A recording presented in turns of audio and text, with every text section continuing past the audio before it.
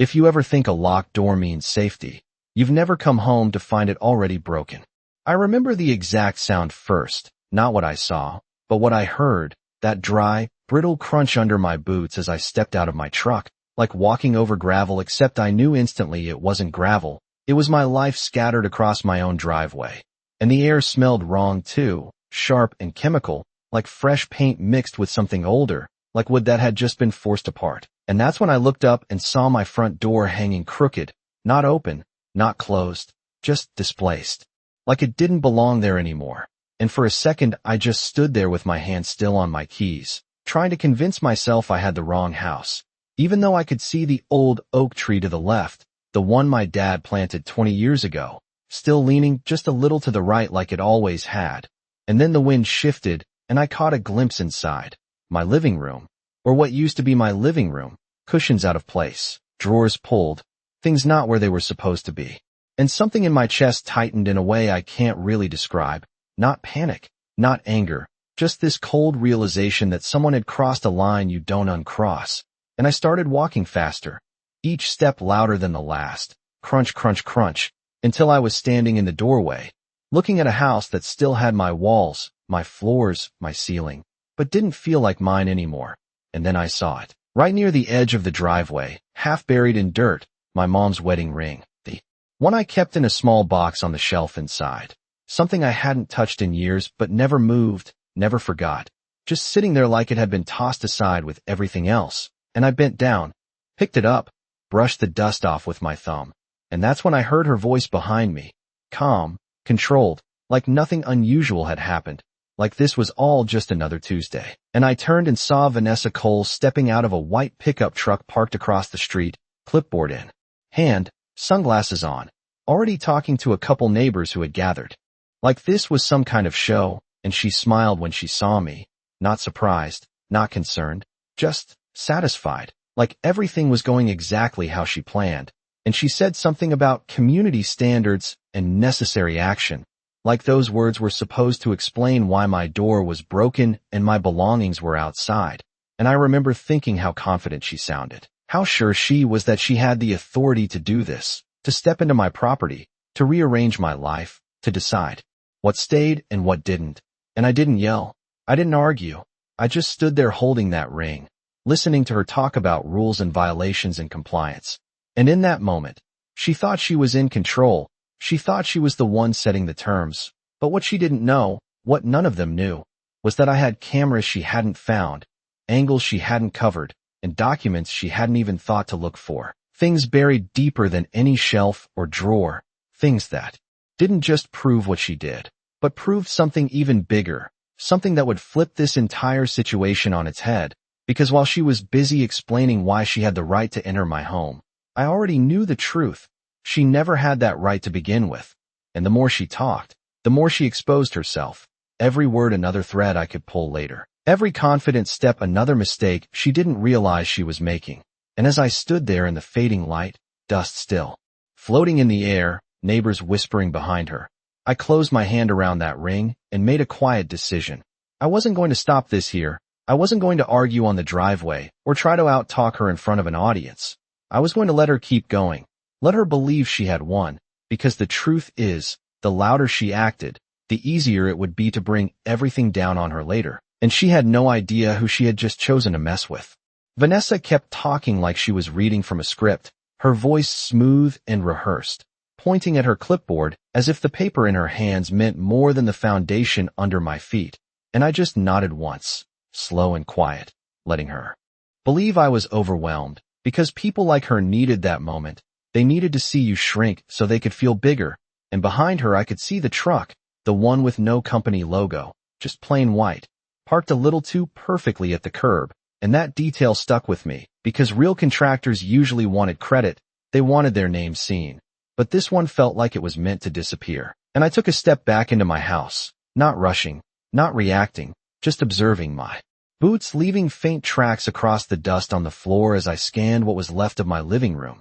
The shelf where the ring had been was tilted, one side hanging lower than the other, and the small scuff mark near the baseboard, a thin line of gray paint that did not match anything in my house, told me someone had marked sections before they started moving things. like this was planned down to the inch. And I could still smell that same chemical edge in the air, something used to clean or erase, not just to move. And that was when it clicked. This was never about a simple violation. This was about control, about creating a narrative where they could justify anything after the fact. And I reached down casually near the hallway vent, my fingers brushing against the edge until I felt the tiny ridge I had installed years ago, a backup storage slot most people would never notice. And I slid out the slim device hidden inside, still intact, still recording, a quiet witness to everything that had happened while I was gone.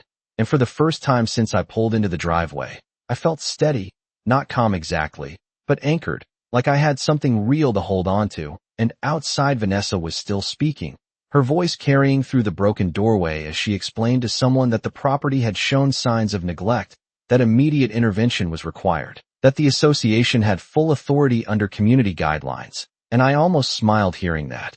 Because every word she said was building a case she did not realize she was losing. And I stepped back out, closing my hand around the device without letting anyone see it. And she turned toward me again, tilting her head slightly like she expected me to argue now. Expected some kind of scene. But instead I just asked one simple question, calm and even, asking her to confirm that everything done here today was ordered and approved by the association. And she answered without hesitation, confident, direct, even adding that it was documented and within her rights as president. And a couple of the neighbors nodded along, like they had already accepted her version of reality. And I looked at them, really looked, noticing who avoided eye contact, who seemed unsure, who was filming, who was whispering, and I let a few seconds pass before I spoke again. Just enough silence to make them lean in. And then I said I understood, that I would review everything, that I appreciated her clarity, and I could see the brief flicker of confusion in her expression, because that was not the reaction she was expecting, and that was exactly what I wanted. Because the truth was I was not going to fight this on the driveway, not with half the information and all the emotions still fresh. I was going to take my time, line everything up, and then respond in a way she could not talk her way out of. And as she turned back to her clipboard, already moving on like this was finished, I slipped the device into my pocket and glanced once more at the white truck, at the faint gray paint mark near my baseboard, at the broken lock still hanging from the door, and I knew those details were not random, they were pieces, and I was going to use every single one of them. Because while she thought she had just enforced a rule, what she had actually done was leave a trail, and I had just started following it. I did not call anyone that night, not the police, not a lawyer, not even a friend, because I needed the noise to settle first. I needed to hear what was still left in the silence, and the house, even damaged, still had a rhythm to it. The faint hum of the refrigerator, the soft creak of the floorboards adjusting to the cooler air, and I moved through each room slowly, not to clean, not yet, but to document, my phone in one hand, the small backup device in my pocket, recording everything in detail, angles, distances, the exact position of every item that had been moved or left behind, because I knew this was not just about what they took or shifted, it was about proving how and why they did it. And I paused in the hallway where that thin gray paint mark caught the light again, running my finger just above it without touching, measuring its height against the baseboard, about 3 inches up, too precise to be accidental, and I remembered seeing something similar once on a job site years ago, a quick marking system contractors used when they planned to section off areas, a silent language of lines and symbols that told a crew where to focus without saying a word out loud. And that meant this was coordinated, not reactive, not a last-minute decision, and I kept moving, step by step, until I reached the kitchen, where one cabinet door was left open, not fully, just enough to look careless, but inside everything was aligned too neatly, plates stacked tighter than I had ever kept them, like someone had gone through them, deliberately, searching for something specific and putting it back just enough to avoid suspicion. And that was when the patterns started to form. They were not just clearing, they were looking, and I leaned against the counter for a second, letting that thought settle, because it changed everything. If they were searching, then they expected something to be here, something valuable enough to justify crossing into my house and risking the consequences. And that meant Vanessa was not just enforcing rules, she was chasing something, and I reached into my pocket, pulling out the slim device, pressing the small side button until the indicator light blinked to life, and I scrolled through the footage, watching the timeline from earlier that day, seeing the moment the truck pulled up, the way the crew stepped out without hesitation, how one of them checked a printed sheet before even approaching the door, and then Vanessa arriving a few minutes later, not leading, but confirming, pointing towards specific areas, including the hallway, the living room shelf, the kitchen cabinets, and my chest tightened again, not from fear this time, but from clarity, because now I could see it.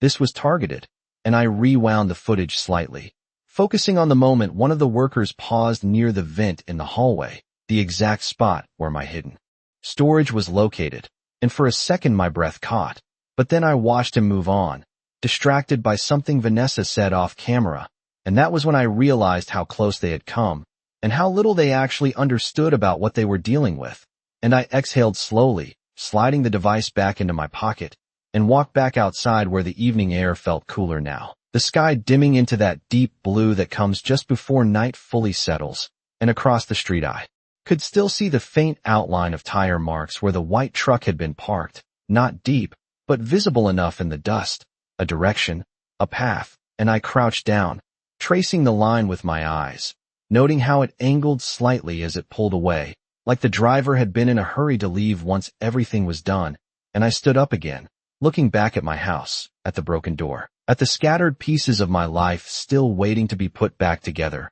and I understood something then. This was no longer about reacting to what they did. It was about understanding why they did it, because once I knew that, once I saw the full picture, I would not just be defending my home. I would be exposing theirs, and somewhere between the gray paint mark, the unmarked truck, and the footage in my pocket, I knew I already had the beginning of that answer. I just needed to follow it all the way through. The next morning felt too quiet for what had happened, like the world had decided to move on before I had a chance to catch up. And I stood in my kitchen with a cup of coffee that had already gone cold, staring at the same cabinet they had opened, replaying the footage in my head frame by frame, because something about the way they moved did not match the story Vanessa told. They were not reacting to a violation. They were following instructions, and that difference mattered more than anything else. So I sat down at the small table by the window, pulled out my laptop, and started digging into the one place people like her always overlooked, the paperwork. Not the surface-level rules everyone pretended to read, but the actual governing documents, the original filings, the boundary maps, the amendments buried in pages no one bothered to question. And as the morning light shifted across the table, I scrolled through years of records, tracing signatures, comparing dates, matching language that had been copied and altered just enough to look official, and then I found it, a clause tucked into an early filing, written in plain language but surrounded by enough technical phrasing to hide its meaning, stating that certain parcels, including mine, were classified as legacy properties, exempt from direct enforcement actions without a separate legal process. And I leaned back in my chair, letting that sink in, because that one sentence changed everything. It meant they could issue notices, they could complain, they could try to pressure me, but they could not step inside. They could not touch anything. Not without crossing a legal line they had no authority to cross, and yet they did, confidently, publicly, on record, and I felt something shift inside me, not anger, not even satisfaction, but certainty, the kind that settles in your chest when the pieces finally connect, and I went back to the footage, this time watching Vanessa more closely, the way she pointed, the way she checked her clipboard, and I noticed something I had missed before, a logo printed faintly at the top of the page she was holding, not the HOA seal, but something else. A development company I recognized from a sign I had seen a few blocks over where new homes were being built, and suddenly the gray paint mark, the unmarked truck, the targeted search, it all aligned into something clearer. They were not just enforcing rules, they were evaluating, preparing, positioning, and my house was not a problem to solve.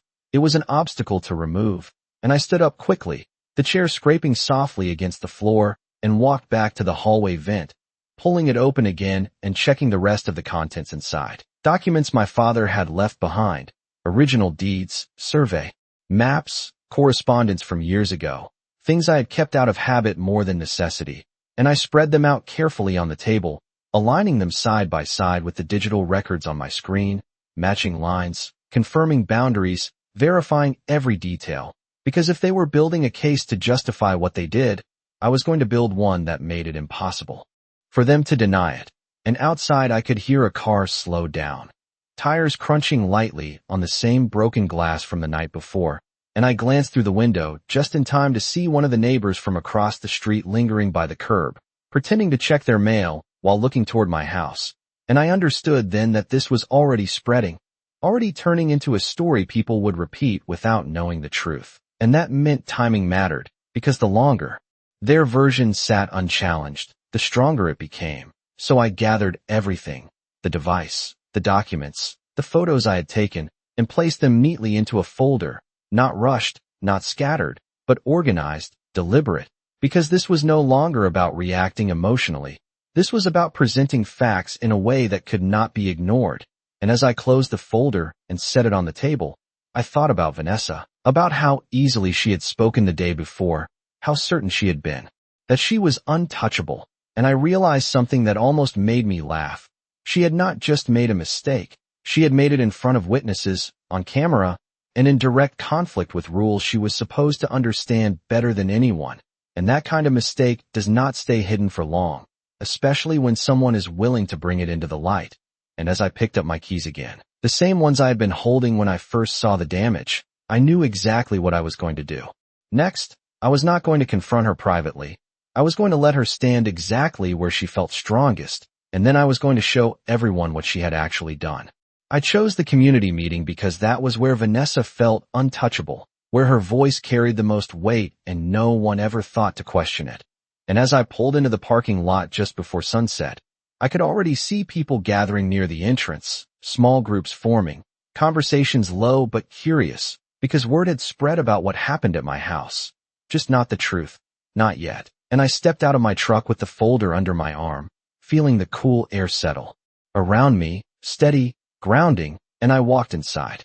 Without rushing, taking in the room the same way I had taken in my house. Details first, the long table at the front where Vanessa would sit, the rows of chairs filling up one by one, the bulletin board on the wall with notices no one read, and the faint hum of overhead lights that made everything feel more official than it really was.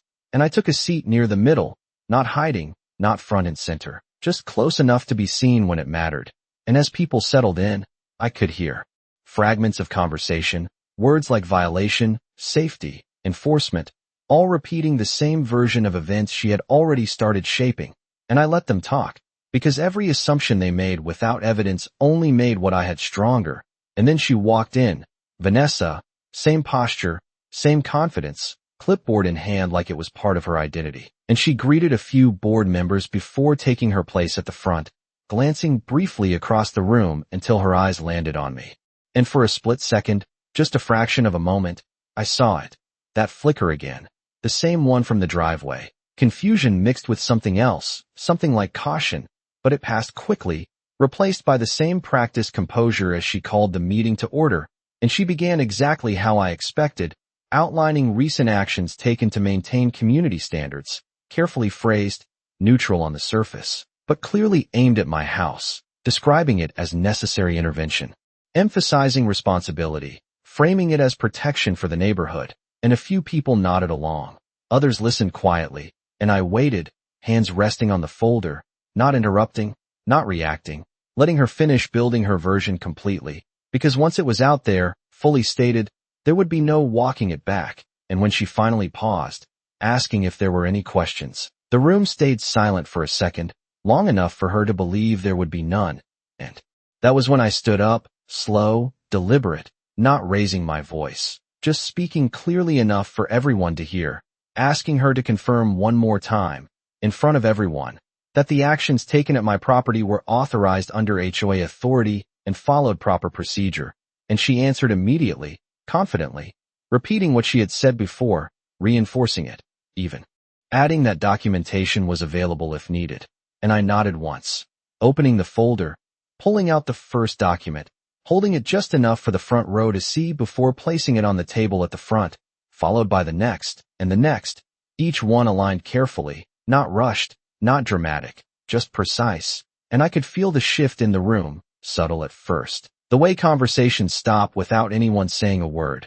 The way attention narrows, and I explained calmly, step by step, what those documents showed, The original classification of my property, the exemption clause, the requirement for a separate legal process before any direct action could be taken, and I watched as a few heads turned toward Vanessa, as the first crack in her certainty began to show, and then I took out the device, placing it beside the papers, explaining that it contained footage from the day before, showing the sequence of events, the instructions given, the areas targeted, and I did not need to play it.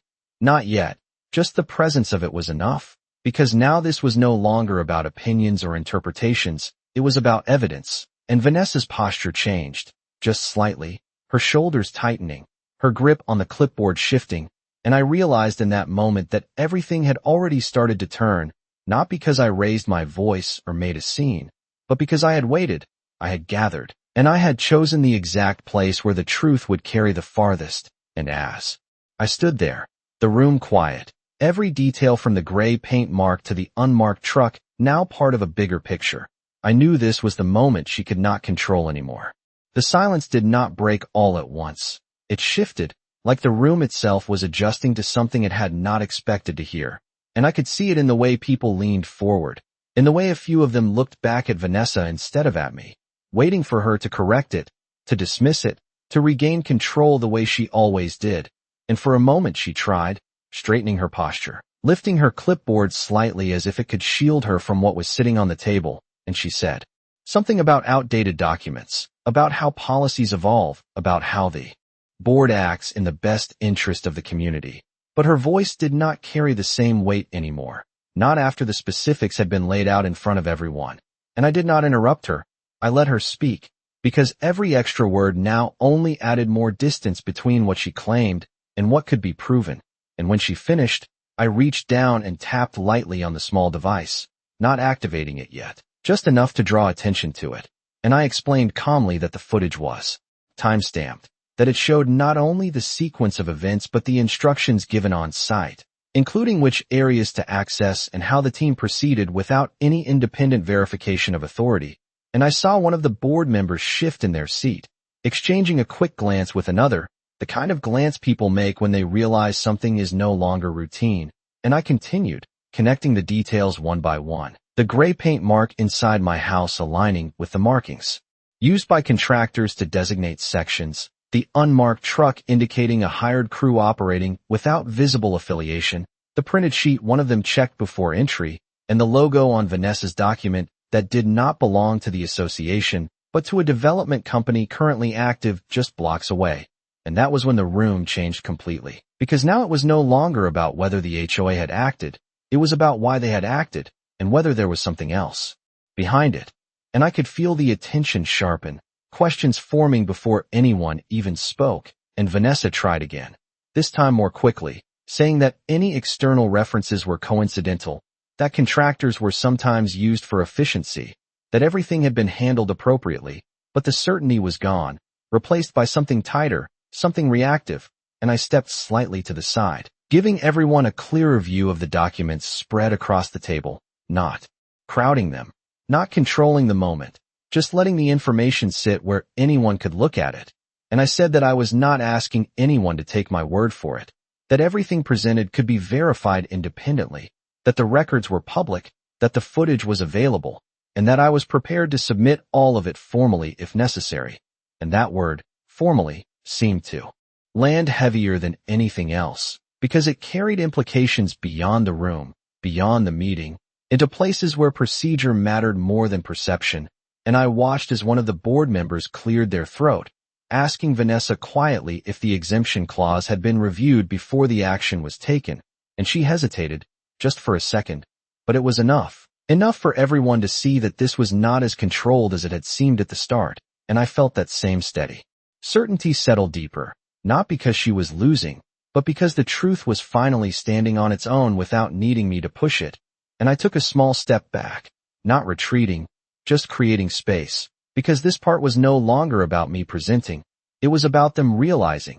And as the questions began to surface, one after another, about authorization, about process, about outside involvement, I understood that the moment had shifted completely, that what started as a one-sided explanation had become something else entirely, something she could not guide or contain. And I stood there quietly, hands relaxed at my sides, watching as the same room that once accepted her words without question now waited for answers she could not easily give. And in that shift, in that subtle but undeniable change, I knew that everything she had built her authority on was starting to come apart, not through force, not through confrontation, but through something much harder to stop. A clear, documented truth placed exactly where it needed to be. The questions did not come all at once. They built slowly, one voice at a time, each one more specific than the last, and I could feel the pressure in the room shifting direction, no longer toward me, but toward the front where Vanessa stood, still holding that clipboard like it could anchor her. And someone near the back asked why an outside contractor was used without prior notice. Another asked why there was no independent verification before entering a private property. And then one of the board members, the same one who had hesitated earlier, leaned forward and asked a simple question that seemed to settle everything into focus, asking whether any legal counsel had been consulted before the action was taken. And that was the moment where the space between confidence and reality became impossible to ignore, because Vanessa did not answer immediately this time. She paused, just long enough for everyone to notice. And in that pause the room grew quieter than it had been all evening, the kind of quiet where even the hum of the lights feels louder. And I stayed where I was, not stepping forward, not adding anything, because this was not my moment to push, it was their moment to see. And when she finally spoke, her words came faster, less measured, explaining that decisions sometimes had to be made quickly, that the board trusted her judgment, that the situation required immediate action, but the clarity from before was gone, replaced by something that sounded like explanation instead of authority. And I watched as a few people exchanged looks, not dramatic, not obvious, just small shifts, the kind that happen when doubt starts to take hold. And I reached down again, this time picking up one of the documents and turning it slightly so the board could see the exact line that mattered, the exemption clause.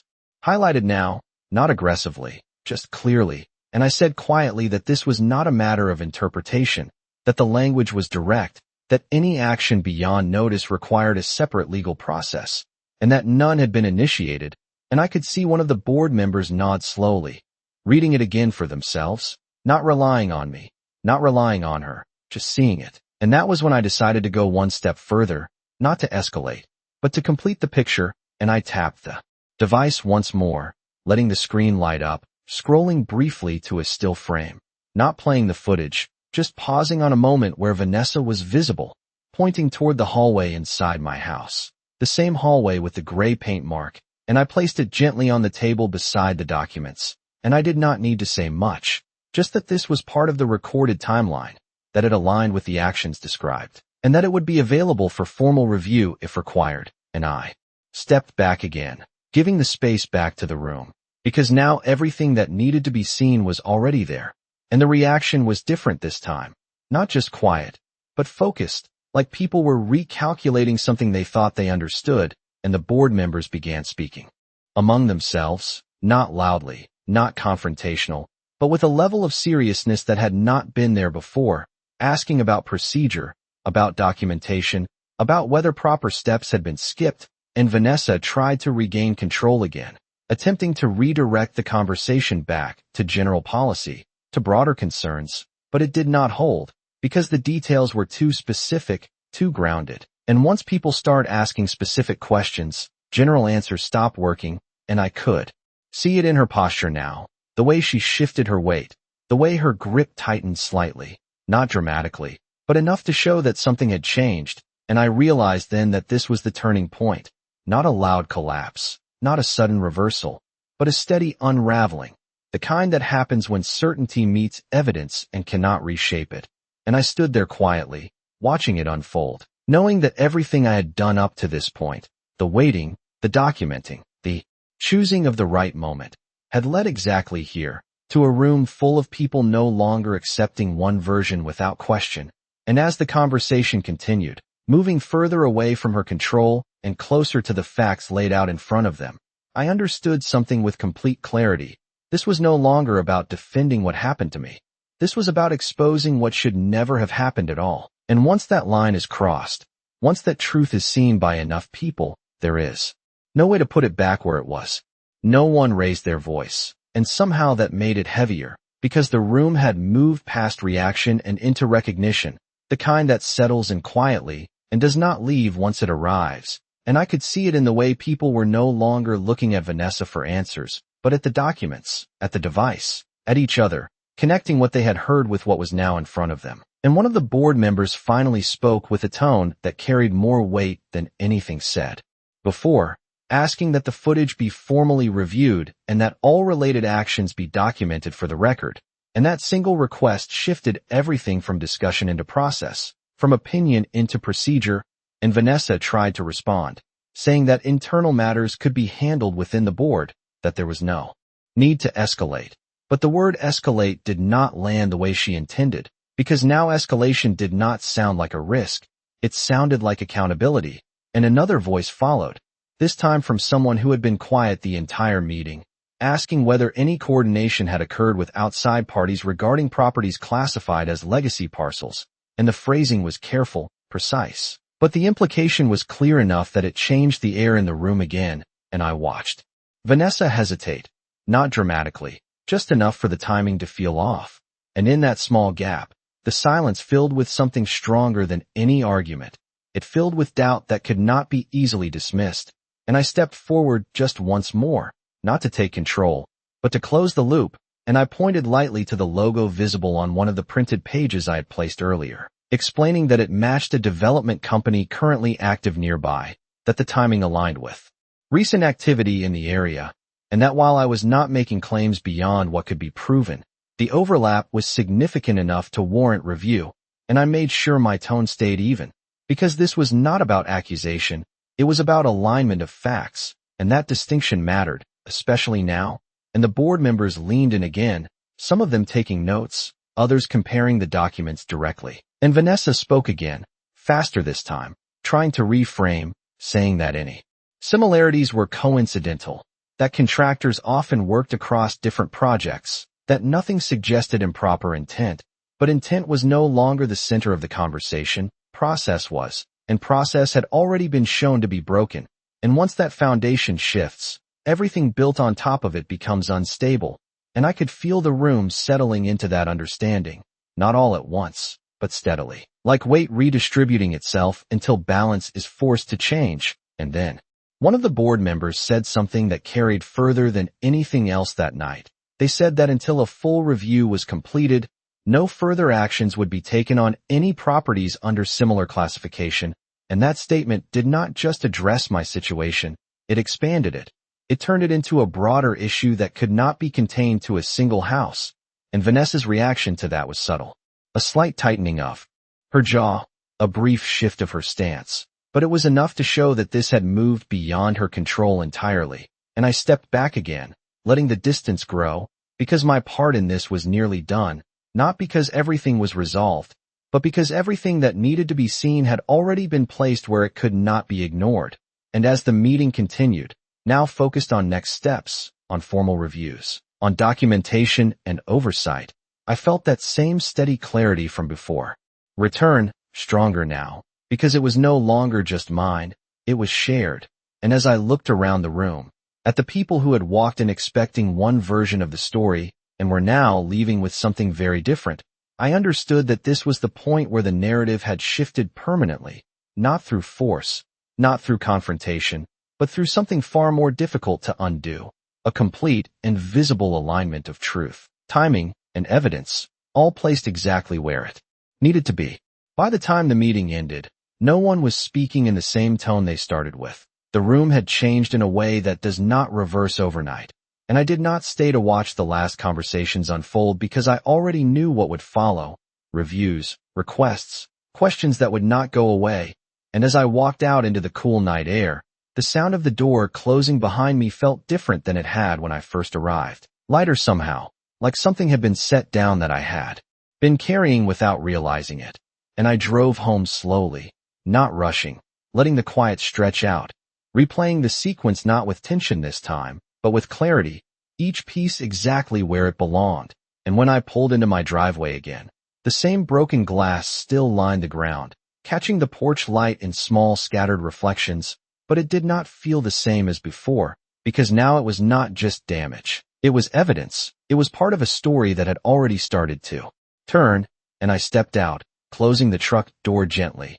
The night air still carrying that faint trace of dust and wood, and I walked up to the front of my house, stopping for a moment where I had found the ring, reaching into my pocket, and pulling it out again, holding it under the light, turning it slowly between my fingers, and this time it did not feel like something lost. It felt like something recovered, something that had been pushed aside, and then brought back exactly where it belonged, and I slipped it into my pocket again before stepping inside. The door still off balance, but standing, the room still out of place, but intact, and I moved through the house without hesitation, setting things down, beginning the process of putting everything back, not rushing, not trying to erase what happened, just restoring it piece by piece.